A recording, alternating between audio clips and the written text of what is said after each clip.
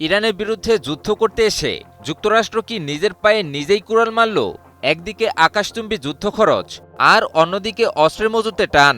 Iran যুদ্ধ কি যুক্তরাষ্ট্রের জন্য হিতে বিপরীত ফল দিল? আর কিছুদিন যুদ্ধ চালালে নিজেরাই দেউলিয়া হয়ে যাবে যুক্তরাষ্ট্র? আর এ কারণেই কি যুদ্ধবিরতির নাটক সাজিয়ে হম্বিতম্বি করে যুদ্ধ থেকে পালানোর পথ খুঁজছে দেশটি? যুক্তরাষ্ট্রের প্রভাবশালী গণমাধ্যম নিউ ইয়র্ক টাইমসের এক প্রতিবেদনে উঠে আসে চোখ ধাঁধানো এক খবর।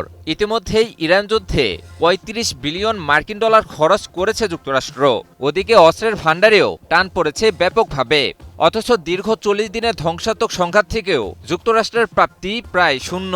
উল্টো ক্ষতির হিসাব করলে তা যেন গুণে শেষ করা যাবে না। তাই যুদ্ধ চালিয়ে যাওয়া নিয়ে খোদ ট্রাম্প প্রশাসনেও শুরু হয়েছে নানা তর্ক বিতর্ক। যুদ্ধ শুরু হওয়ার পর থেকে মার্কিন সেনাবাহিনী প্রায় ১,১০০টি দূরপাল্লার স্টেলথ ক্রুজ ক্ষেপণাস্ত্র ব্যবহার করেছে, যা মার্কিন মজুতের মোট পরিমাণের কাছাকাছি। ইরান যুদ্ধে এখন পর্যন্ত ১,০০০-এরও বেশি টমাহক ক্রুজ ক্ষেপণাস্ত্র ছুড়েছে যুক্তরাষ্ট্র, যা প্রতি বছর কেনার পরিমাণের ১০ গুণ।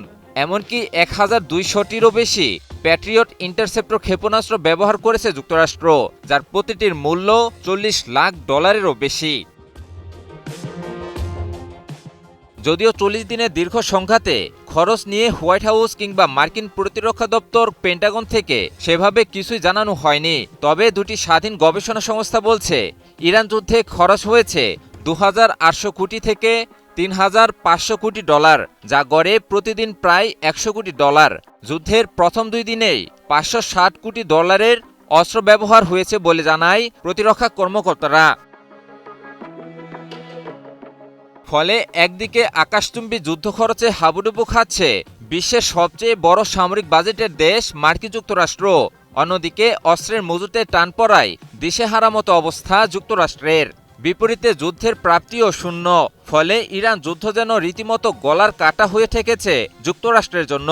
এদিকে এত বিপুল পরিমাণ অস্ত্রশস্ত্র ও গোলাবারুদ পুনরায় মজুত করতে লেগে যাবে বছরের পর বছর। ফলে দেশটির প্রায় সমমানের প্রতিদ্বন্দ্বী চীনের সম্ভাব্য ঝুঁকি মোকাবিলায় যুক্তরাষ্ট্র যেন চোখে অন্ধকার দেখছে। আর এতেই মাথায় হাত আর কপালে চিন্তার ভাঁজ মার্কিন যুক্তরাষ্ট্রের। তবে মিথ্যা সান্ত্বনা আর ভুল তথ্য দিয়ে পরিস্থিতি শান্ত করার চেষ্টা করলেও শাক দিয়ে কি আর মাছ ঢাকা যায়? মার্কিন প্রেসিডেন্ট ডোনাল্ড ট্রাম্প তার স্বভাবসুলভ দম্ভোক্তি উচ্চারণ করে বলেন, যুক্তরাষ্ট্রের অস্ত্রের মজুত এখনও যথেষ্ট পরিমাণে রয়েছে। যুক্তরাষ্ট্র নাকি চাইলে ইরানকে মুহূর্তেই ধসিয়ে দিতে পারে। এদিকে হোয়াইট হাউসের প্রেস সেক্রেটারি ক্যারোলিন লেভিটো ট্রাম্পের সুরে অস্ত্রের মজুতে টান পড়ার খবরটিকে মিথ্যা বলে উড়িয়ে দিয়েছেন। তবে যুক্তরাষ্ট্র যত ফাঁকা বুলি আওড়াক, যুদ্ধের মাঠের বাস্তবতা বলছে ভিন্ন কথা। ইরান যেমন যুদ্ধ চলাকালীন শক্ত প্রতিরোধ বজায় রাখতে পেরেছে, একই সাথে নতুন হুমকি মোকাবিলার প্রস্তুতিও যথাযথভাবে সেরে রেখেছে দেশটি। ফলে যুক্তরাষ্ট্রের মিথ্যাচার কেবলই প্রোপাগান্ডা পরিগণিত হচ্ছে বিশ্বজুড়ে। আর এতে করে ইরাক আফগানিস্তানের মতো আরেকটি ব্যর্থ যুদ্ধের নির্মম শিকার হতে যাচ্ছে যুক্তরাষ্ট্র। ইমন আলী, নিউজ 24।